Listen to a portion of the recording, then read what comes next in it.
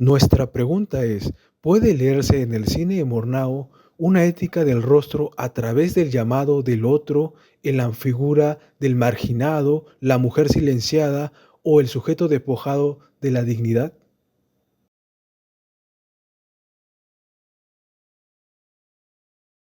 Mediante tres ejes argumentativos que se apoyan en el pensamiento de Manuel Levinas, principalmente en totalidad e infinito y ética e infinito, se demostrará que el cine de Murnau posee una ética visual del rostro, donde los personajes marginados como el anciano, la mujer silenciada o el amante perseguido encarnan el llamado del otro. Este llamado expresado sin palabras pero cargado de responsabilidad ética, hace reflexionar al espectador desde la mirada, los gestos y la vulnerabilidad de los personajes. En consecuencia, establece una inmediata compasión previa a cualquier juicio moral.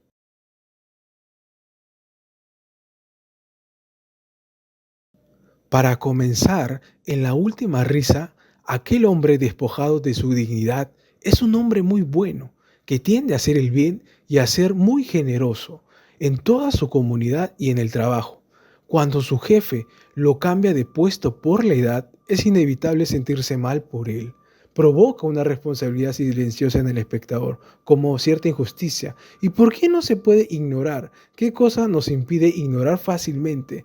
La respuesta es el concepto totalidad e infinito. Según Levinas, el rostro del otro no es solo un rostro físico, sino una presencia que se impone éticamente. No se puede ignorar ni reducir a objeto. Este concepto de Levinas está latente en la película. No podemos ignorar el dolor, la humillación, la hipocresía del otro reflejado en el rostro. Y gracias a los planos cerrados de Murnau podemos discernir lo que está bien y lo que está mal. Aquí apreciamos la gran bondad de Ger con los niños de su comunidad. En esta otra, la afectividad por quienes hacen el bien. Ese es el niño que le ayuda en su trabajo. Luego, el rostro de su sobrina muy feliz a punto de ser desposada. Acá, Ger conmovido y triste por su sobrina.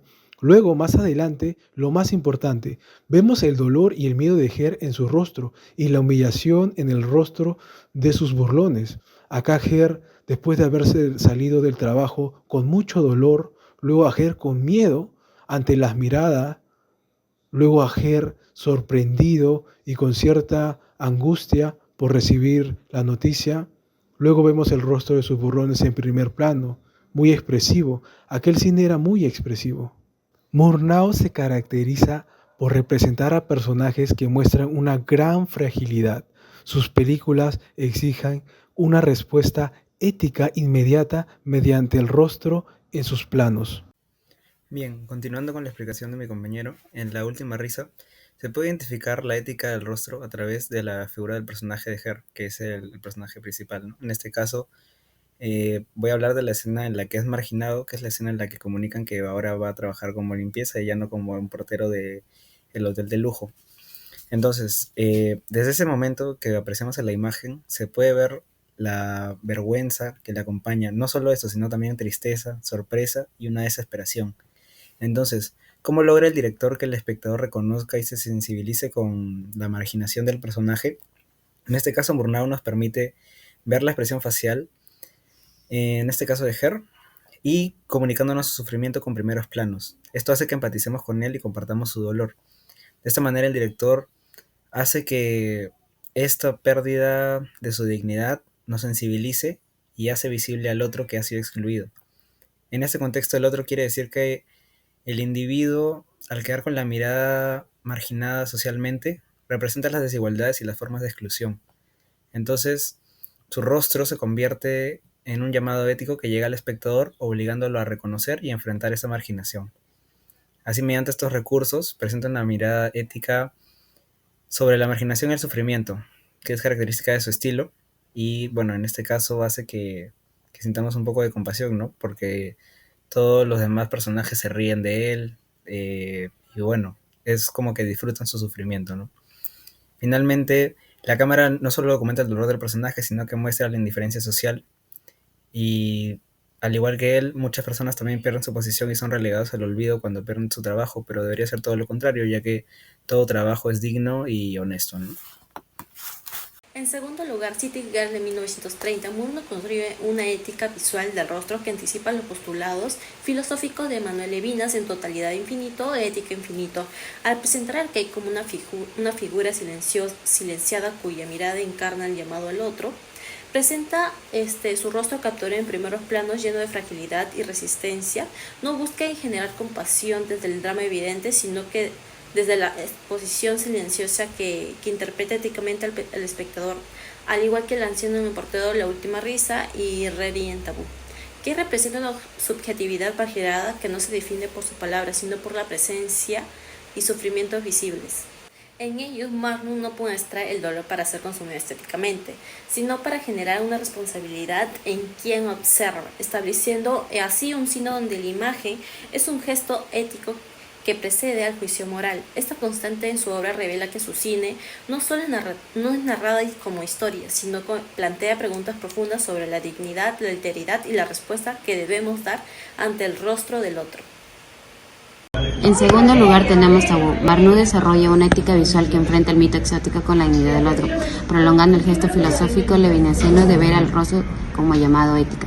Aquí el otro no es figura silenciosa occidental, sino los habitantes polinesios cuyo destino trágico denuncia la violencia colonial y la imposición cultural.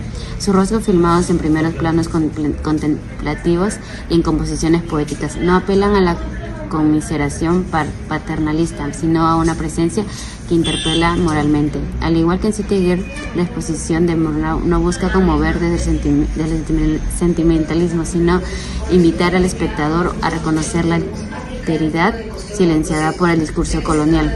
La joven Reddy, convertida en tabú y condenada al sacrificio o al exilio, representa una subjetividad atrapada en agencia. Su sufrimiento no se enuncia con grandes discursos, sino con gestos, miradas y silencios que revelan su tragedia con austeridad y respeto. Así Tabú establece un cine donde la imagen detiene un acto ético. En lugar de reforzar estereotipos del buen salvaje, Murnau expone las tensiones entre deseo, ley y violencia cultural, pidiendo al espectador asumir la incomodidad de su posición y sugiriendo que el cine no solo narra historias exóticas, sino que plantea preguntas profundas sobre la responsabilidad, la dignidad del otro y la necesidad de repensar la alteridad sin reducirla a espectáculo.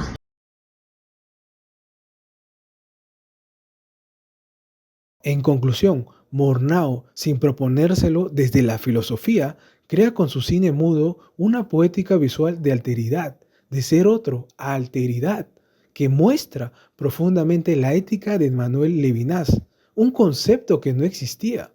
Sus personajes marginados no solo son sujetos dramáticos, son rostros que interpelan o reclaman sin palabras mediante la actuación, para que puedan ser asumidos éticamente por el espectador subjetivo. Así, el cine de Murnau no es solo una imagen que conmociona y da placer, sino también un acto de responsabilidad ante el otro.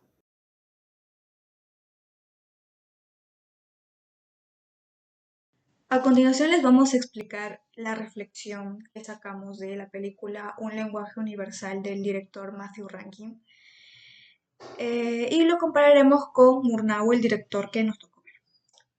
Considero que tanto Murnau como Rankin tienen rasgos de arte contemporáneo, que no busca ser perfecto ni dar respuestas, sino mostrar la vida con sus grietas y contradicciones. Murnau, aunque filmó en los años 30, hoy se considera contemporáneo porque su cine rompe con las ideas tradicionales del arte y muestra personajes frágiles, injusticias sociales, crítica política y una belleza que no sigue reglas.